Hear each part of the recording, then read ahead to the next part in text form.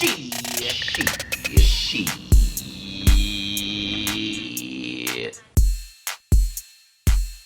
right, are we ready? Yes. Maya? Okay. I'm here. In 5, 4, 3, 2. Welcome back to We Did That Shit podcast. Please enjoy part 2 of Autism Awareness. It does, I think one of the biggest things that I had to learn was that, Xavier has to live his best life for him, like what his best life means to him and not what it means to me.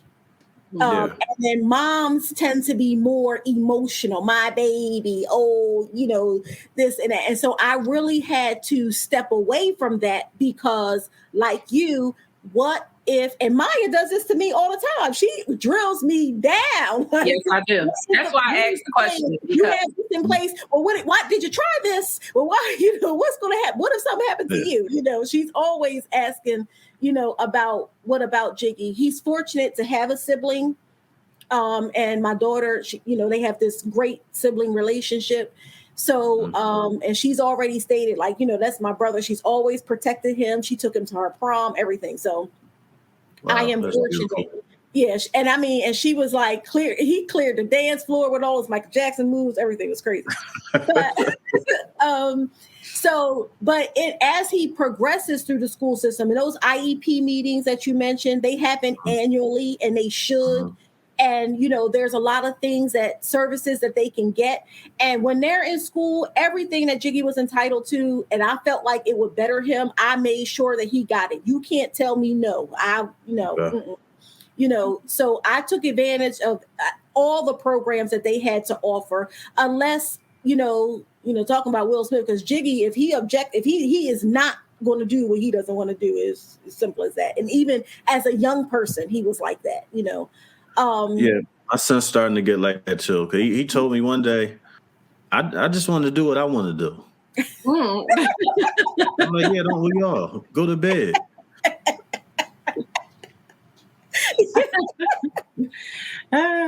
Yes. But as they age out of the system, Xavier could have graduated at 18, but he didn't because he literally did not go to school for like 4 years straight.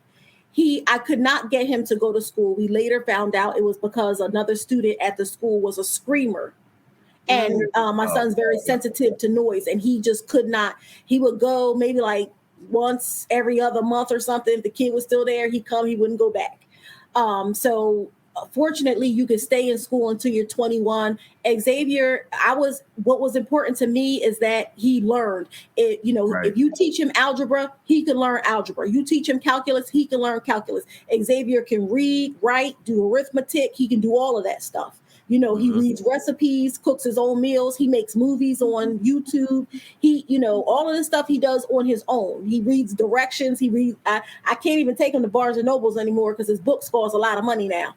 I used to get a little book, you know what I mean? But so as long as he can do what he can do to function. He's still a man. Jiggy's a man, and he protects his face, and he protects children, and he protects women. For real. So I don't feel like somebody will like take advantage of him, like maybe money wise, because he still doesn't understand like the concept of money and the value of money. So we're still working on that. But as he was aging out, the case managers and stuff at the school taught me about like guardianship and things like that. And guardianship is something you literally have to apply for when your child turns 18. Or you're not able to make decisions for them. And in New Jersey, it's very difficult to get because you have to go to court and say, my child has diminished capacity. I need to make decisions. And then somebody meets with them and does an evaluation, and they'll say, I see what you're saying, but they can make decisions for themselves. So I do not have guardianship over Xavier. I don't. Okay. So do you have to wait? A question is for you, Viv. Do you have to wait until the child is 18 to get guardianship? Because that's when you're of age. That's when you're of age. When you're of age. Yeah, that makes sense. Wow. Yeah. So you start the process, and they help you in the schools. Like if the decent ones, they'll help you with the process and stuff and filing the paperwork and stuff like that. But then, of course, we're parents. We care about our children. We want to protect them. We want to help them. And we, do all these things. And then, we get before the mediator. Jiggy's like, yeah, well, I live over here. I do this and I like to do that. And, they're like, well, who's your emergency contact? And then he was like, well, what's that? And they explained what emergency contact was. He was like, well, isn't that you? Yeah, well, that's her. I do this. And they looking at me like, why do you want guardianship? But so it's about a relationship. Really, so he trusts me to make decisions. Xavier lives independently. He can live independently. Okay. I got him an apartment. He wouldn't move in it. At first, he was all right with it, and then he wouldn't move in the apartment. Okay. So, did he eventually move in? No, I moved out. So Jiggy was living in the house, and Maya screamed on me about that. But I just wanted to know. Yes, I did. I am like, like not saying that you aren't, because obviously you're his mother, but I am another advocate for him. I know what I'll say is this: for you guys, you are parents, you're thinking of things in a nurturing type of way to make sure that your child is okay. I'm always thinking about it. And especially going through what I went through. I don't have autism, but going through what I went through of losing my parents, you always need your parents. So to me, it is a question, it's just like, you don't want to have those questions. I mean, you don't want to have those conversations with people like, what do you want your final life to be like? Well, how do you want to be buried? Do you have life insurance? Those are things that you just try to avoid because, you just don't want to think about it. But when you have a child, and it's not like you two are the only people who I know who have children with special needs. I'm saying that to them too. Like, so what you got something in place for when you ain't here? What's going to happen to these kids? Because to me, if you 50, you still the kids. You know what I'm saying? So it's like, what is going to happen? That was the reason why I asked you the question of, your baby is 7, but are you thinking further ahead? Are you thinking about that? I also wanted to ask you about like, like speaking from a father's point of view, how are you feeling in this whole thing? I mean, like, I know that, like the B said, when you have a mother, it's a difference than it is a father. Fathers are normally, I mean, I don't know. I can speak only about my own daddy. He was a little bit more rough than my mom was. It's like with the girls, it's like, what you going, it's just a difference, So as a father, how are you feeling? How are you managing? Like, what are your thoughts? Is there anything that you want to get out in particular? Like, just speaking from a father's point of view. Well, first off, I take things one day at a time. I try to, because I'm very analytical. So I'm thinking years and years ahead, but we're not there yet, so we have to get there first. So, I try to exert some sort of patience and just deal with what I have to deal with right now while, in the background, I'm still thinking about the future. Currently right now, I guess my concern with him is, all right, so something my wife uncovered, because we noticed he was starting to run and go to the bathroom a lot. So she looked it up, and it was like, children who have a neurological disorder, and maybe not even just exclusive to children, but definitely children, when they're feeling anxious or a level of anxiety, they'll have to run and go to the bathroom. Like, sort of like if somebody like is like scared to death and they end up like urinating on themselves or whatever, like he'll just have to jump up and run to the bathroom. We noticed he was just going to the bathroom a lot. So my thoughts are like always for him. Like, I don't know what he feels like internally, and I just want to be able to understand him. So because he was showing signs of anxiety, it made me wonder if I should go get him a psychologist now, because I don't want any differences that he may feel develop into like a depression. And he feels like so different from everyone else, and he starts to become withdrawn. I want him to be able to keep his spirit. I know all parents feel this way, but he's a beautiful person. A lot of things that, we're told that children with autism either will or won't be. Right. That hasn't been his case, his story. He does have emotions that he shows. His eye contact is not always the greatest, but it's decent. And he's very empathetic, like very empathetic. Like if he were to see either one of you sobbing, crying, he's going to run over to you and like rub your back and tell you, don't cry. It's going to be okay. No, you need him to be here with me. So Seriously, I'm telling you, listen. I'm trying not to be so fearful of everything, but I guess it's just concern. I want him to be and feel normal, whatever normal is for him. Yeah. You know what I mean? Like, I've kind of gotten out of the mind frame of like wanting his life to play out a certain type of way. I just want him to be happy, whatever his definition of happy is. Right. Yep. I don't want his life to be difficult, any more difficult than it is already going to be because of like who and what he is.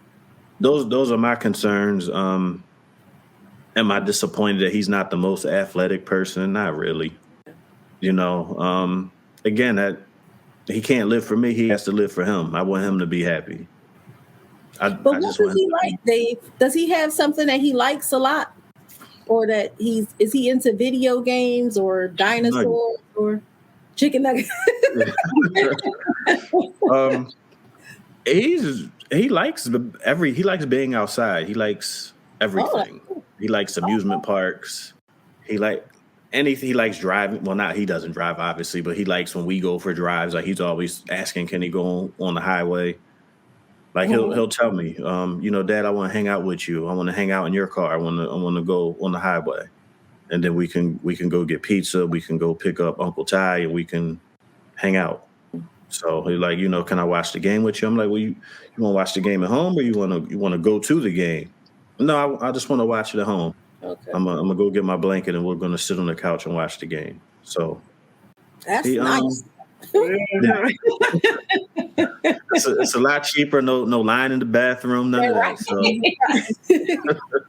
No, but he's a fun kid. Like he likes kid stuff. I mean, it's some stuff I kind of am waiting for him to grow out of. Some of the toys he chooses to play with and the way he plays is, like, all right, man, you're getting a little bit too big to be doing X, Y, and Z. But just trying to be patient with him. He's processing things the way he needs to process them. And I'm trying to get closer to him that way. Like I'm striving for more personal understanding of him. Like I really would like to know how he's feeling. So with him being communicative and him telling me things like things are hard for him, like I know what he said. I wish I knew exactly what he meant by that. Or maybe it really is just that it's hard. Like I would like to know, like, what, when you say it's hard, like, what do you mean though? Like, what are you feeling? Or is it just nerves? Is it just anxiousness, anxiety?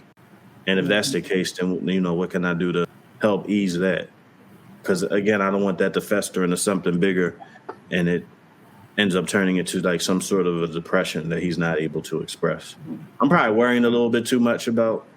No, you're not. I think that you're doing exactly what parent does. I don't think that anything that you have said to during this podcast is anything that a parent wouldn't be thinking of, whether their child was autistic or not.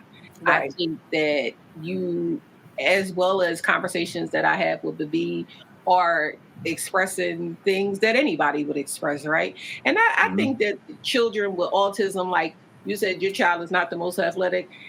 That baby could not have autism and not be the most athletic. Yeah. You don't know. You don't know yet. Right.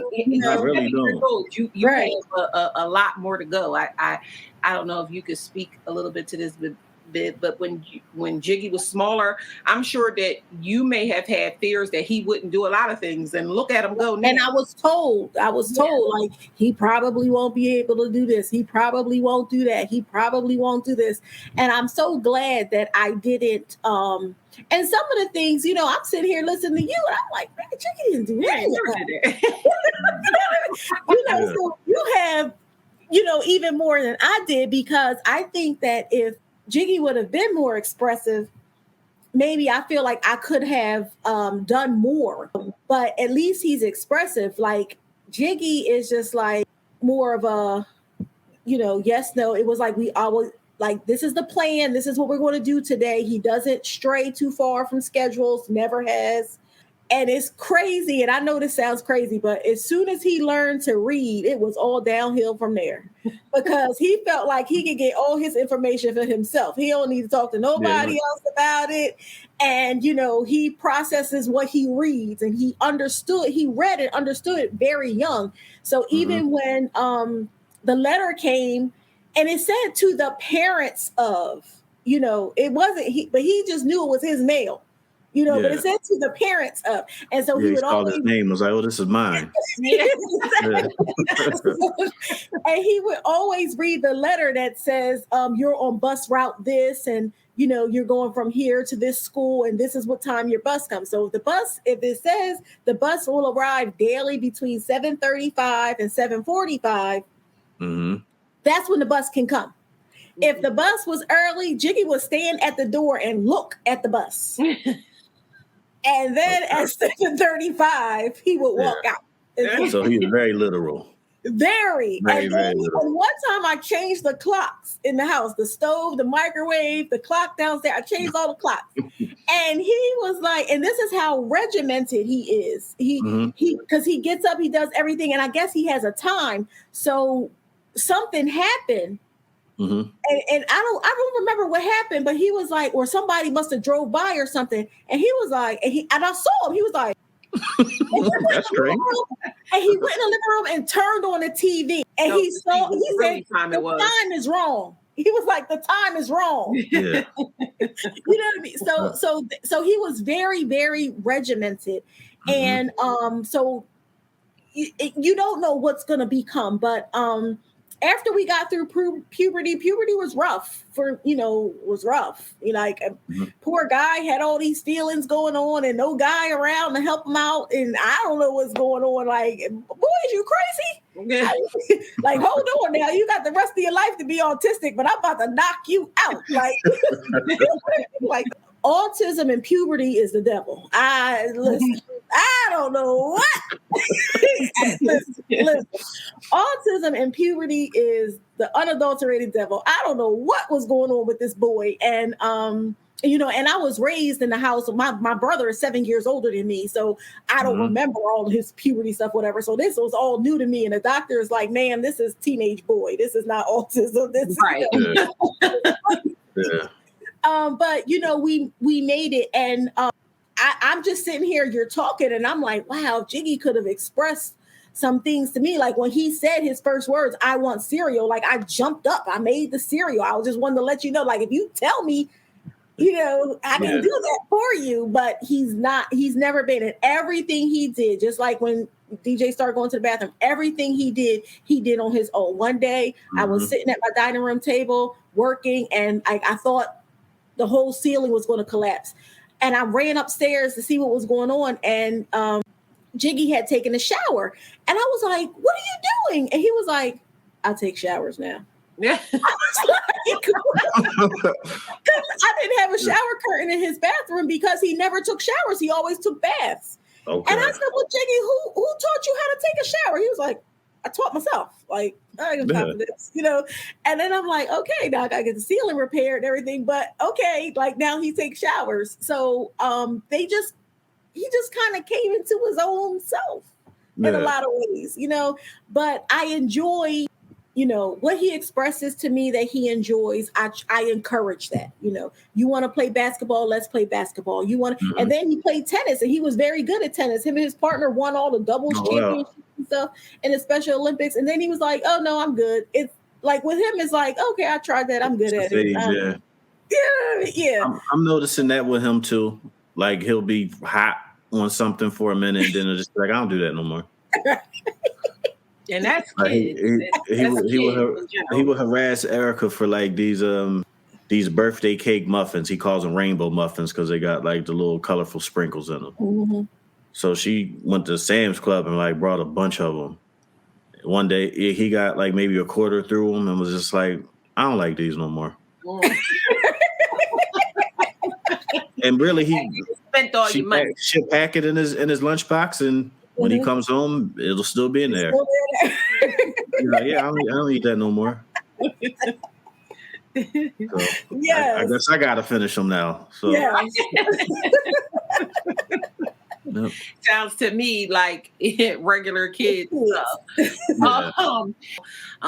You guys touched on early intervention, which seems like it works wonders. That was hard at first. It was hard for you. What do you mean hard? Yeah. Just watching him struggle through it because he just really didn't want to do it. Just like seeing like little things that just wasn't right. Like I guess just the way his mind was like trying to process things. So we have a basement, and it's not a huge basement, but it's kind of sectioned off. It's like one section is just open space, and another section it's a couch, like a sofa, and 2 love seats, and then a TV. And I think before we had the second couch down here, he would just come down here and just run. This is before he was diagnosed, but he would just run around the basement. So I was trying to get him into one section. So I put the 2 couches next to each other, and then it's like a wall. So it kind of like cut the basement off in half. And he stopped and looked and just sat on the floor and just cried because he just could not get it together. Like, how did this space just get so small? So that was kind of hard to watch. But so when early intervention would come over, they would usually meet in the basement because it was just space down here. And he didn't want to do the exercises they were trying to get him to do. And I just, this was like early. This was actually before he even was officially diagnosed. This was like when we just started seeing like some things that we didn't think were exactly right or typical. But they worked with him. The school he went to after that, Cherrywood Academy in Blackwood, New Jersey, they were good. Okay. I actually credit them for getting him to like where he is now. He's a completely different kid than he was when we first put him in there. Like, he wasn't talking or anything yet, and I don't know what they do in there, but it's working. Whatever it is, it is working, and it has worked. Like, now he doesn't go there. He aged out of that school, so he's actually mainstream now. He goes to an inclusive school, the elementary school. Oh, wow. In the house. Good. That's really good. That's really good. Yeah. Now with the couches, I'm sorry, Maya, because this is serious now. It's okay. With the couches, because they don't like change, so they don't adjust to change well. I can't change anything with Jiggy, so I think sometimes it's we think that we're doing something better, protecting, but they just see the change, and it's really, and he cried. He like physically cried. Did you move? Yeah, I think I have a video of it still. Back? And you didn't move the couches back? No, because he was running around too much. It was like, you can't keep running around. Like, he would just do things with no direction whatsoever. And it was just like, I'm pretty observant. So I'm comparing him to other kids, and I have a friend of mine that I went to high school with, and I think our sons are maybe 2 or 3 weeks apart. I think her son is 2 or 3 weeks older than my son, and I'm like, why don't you bring your son over, and I just want to see how they play together, if they play together. And I just remember, because she wasn't driving at the time, so I went to go pick her up. She didn't live too far from me. And when I pulled up and just saw them sitting outside waiting for me, like, her son was actually sitting down on the step, patiently waiting. And I knew from that moment that, something was not exactly right with my son, because I'm like, there's no way in the world he's going to sit anywhere. And you didn't think that he was just like I think that I'm just listening to you guys talk and I'm thinking about other people's children and just the way that you were paying attention. So I'm not saying other people don't pay attention to the kids. I'm not saying that. Mhm. But I don't think that people pay attention so much where they would think that something was going on. Like you didn't think nowhere in your mind thought, well, my baby is just rambunctious or he's just, not It sitting was there because kids don't sit still. So I don't people might just think, right, they don't, but it was just a way it was okay. happening. And it was a feeling that I had. Mm-hmm. And I don't want to get deep, like I can see it didn't feel right. Mm-hmm. It just didn't feel right. And again, I have a hypersensitivity to it because I know so many people who have been impacted by it. And as an older parent, I had my wife had my son when I was 39. So it's like I'm a full grown adult. Like I'm really paying attention to stuff. Yeah. I'm maybe 29. I wouldn't have caught it so early. Mm-hmm. Maybe. Well, I will say this, Dave. Speaking from my own experience, I will say that I wish I enjoyed more of the journey.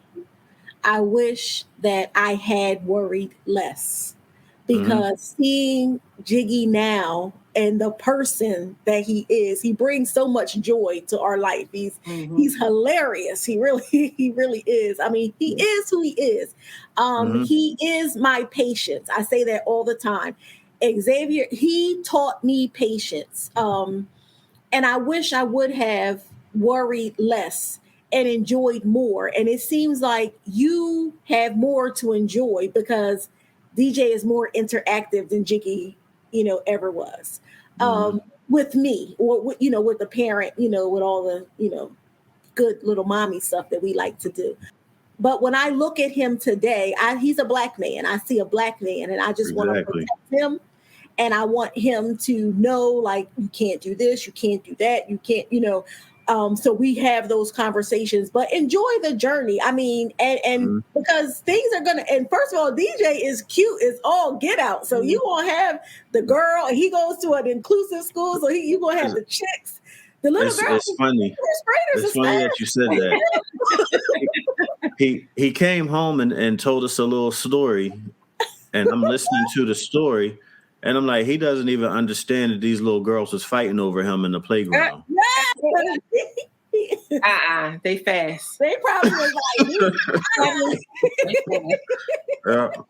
I'm listening to the story, and then he's telling me, and he's telling Erica, and he walks away, and I'm like, did you get that the way I got it? And she was like, yeah. Yeah. She had a different reaction. I'm like. And she's like, yeah, she got the reaction I got fast as yeah. Yes, because he is handsome. Well, that boy is cute. Yes, he is.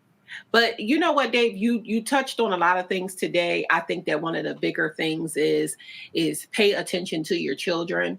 Yeah. From an early age, be sure that you are really paying attention. I think that we can get caught up in, your babies, they just doing baby things. But, I think that making sure that your children are hitting milestones, making sure that, you said the most important thing. You just had a feeling, and intuition, especially from a parent's point of view, is everything. Listen to yourself, listen to your gut, pay attention to your children, and make sure that when you are paying attention, if your child needs a little bit more help, that you could get them a little bit more help. Because as we are finding out from your story, and early intervention is everything. From, DJ not talking to now having girls fight over him. And so, it makes a difference. And we see in our own Jig's life, it has truly made a difference in what he has been able to accomplish over time. And also, like, paying attention to what it is that you feel that your child needs. Being a strong advocate for your child. Sounds to me that you and your wife are doing a great job in that regards. We know, Babi, that you did a great job in that regards, and being an advocate for your child, fighting for them, and going the extra mile. And I mean, I think that you two, if I'll say it, not just because I know y'all, not just because you're family, but you're doing an awesome job, what you're able to accomplish with your children. And I think that both of you are, raising some wonderful children. And well, now you with an adult, but he's still a kid to me. And I just think that this was just an important conversation to have. I am so glad that we had you back and we were able to have it. As we're wrapping up, I did want to ask one other thing though. Do you guys have any like support groups or support resources that you can give and tell people? I know like with social media, y'all know how I feel about social media, is the gift and the curse. Right. With social media, you're able to connect with people who are going through the same things that you're going through. But do you guys have any tools or resources or anything that you can let people know? I know a lot of people lean on organizations like Autism Speaks and things of that nature. For myself, again, because I know of a good amount of people who are dealing with this, I find myself leaning on them. I was put in touch with this guy that I befriended who was basically going through the same thing. And he's like an advocate for autism. And he was great with just giving me somebody to talk to from a dad's point of view, because I really didn't have too many, men I could talk to, and just that I did, can relate to and identify with. So, in the very beginning, I talked to him a lot. He, gave me some direction, gave me some advice and like what to do, and shared his story with me. And I was able to meet his family and his son. His son is progressing very well. He's a little shy, but you wouldn't even really think anything when you met him other than he was just a little quiet. But as far as I can tell, he's doing very well. Now I probably need to call him, check in on him, because I haven't talked to him in a little while. But I've been basically using the local resources I have. I haven't really leaned a whole lot onto a bunch of organizations. I know my wife ended up connecting with some people from, one or two groups, and actually, befriended some of them also. And I met, well, actually, the two people she really connected with, I got friendly with the one guy, and the other guy I didn't realize he was the ex-husband. Like she befriended the woman, the mom, and her ex-husband was my old boss. Oh, I used to work for. So I had no idea that his son was on the spectrum and vice versa. So for a little while, I touched base with him and kind of talked to him. He gave me his perspective and just, encouraged me to stay with the school because they did a lot for his son as well. So his son is a couple of years older than DJ though.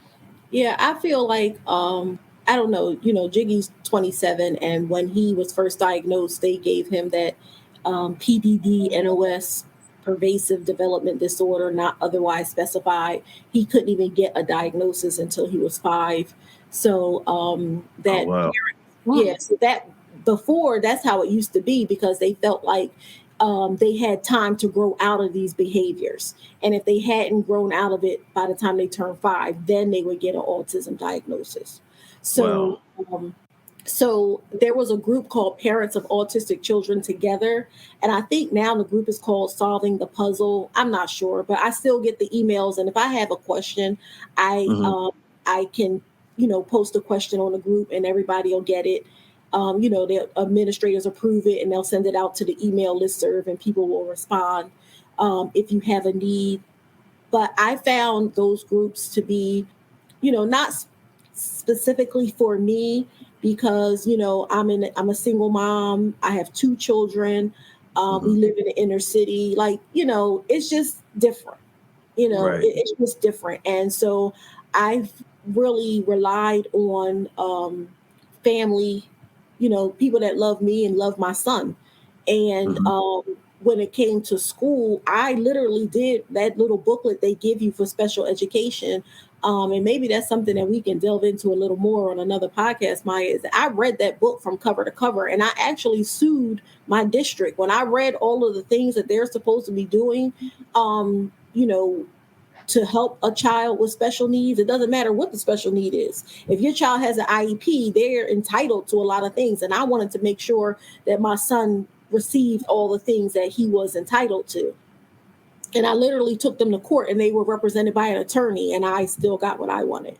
And so I tell people all the time, you know, don't get Harvey Johnson because I beat him.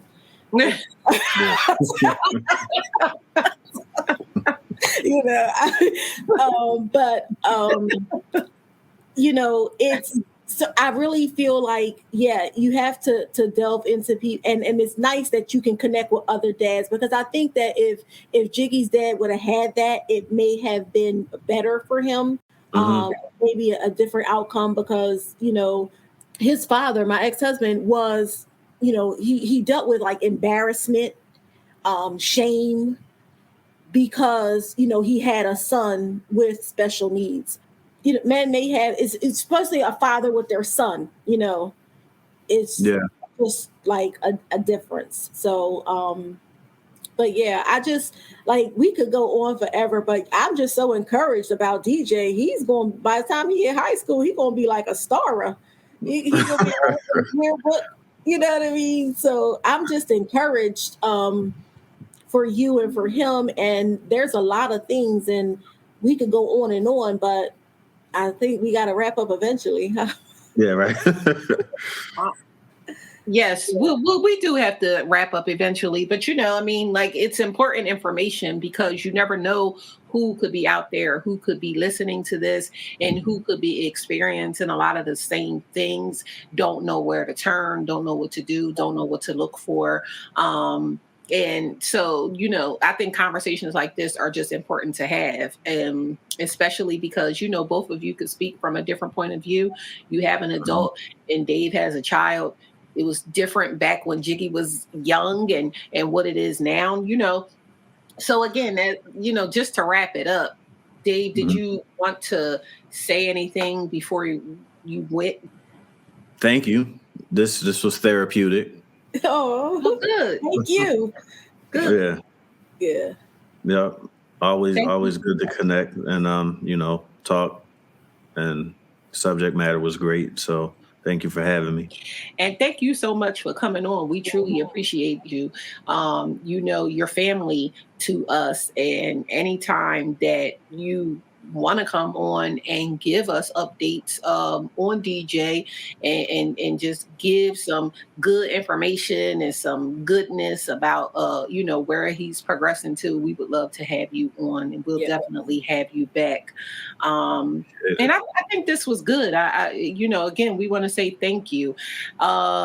Just to wrap things up and put a bow on it, you know, make sure again that you're paying attention to your children, that you're looking at those milestones, that you are advocating for your children in any kind of way, that you're making sure that they get all of the resources that they are entitled to, whether they have special needs or not. And I just want to close by saying that the key word in that is special. You know, special needs. That means that the kids are special indeed. That rhymed, and I didn't mean for that to rhyme, but it did. You got to get out of here. She's a rapper. Yeah, you know, multi-talented up in this joint. Do you have anything else, Bib, that you want to say before we get out of here for the week? I mean, I don't have to say it, but I will. Because people do reach out to us a lot. But if you have any questions, want some resources, opinions, anything, you can reach out to us on the podcast. on all of our social media platforms. We know how to get in touch with Dave. If you want to connect with Dave, we'll send your questions to Dave. I mean, it'd be nice to have a little dad support group once a month. I don't know. I'm just saying. So, anyone can reach out if they want additional information. Yeah, let's use the podcast to be a bridging gap. And with that, we're going to go ahead and get on out of here for the week. Again, thanks to our special guest, Dave, and thanks for all of the information that we received this week for the wonder-filled world of autism. Make sure that you show your support because April, again, is Autism Awareness Month. We'll be posting little tidbits on our social media. Remember that we drop a new episode each and every Monday. You can find us everywhere, anywhere you can listen to a podcast. Follow us on social media at We Did That Shit, Facebook, Instagram, and Twitter. Remember, be great this week. Do that shit. I love you, Maya. Love you too. I love you too, Dave. I love y'all. Thank you. Oh, we love you, Dave.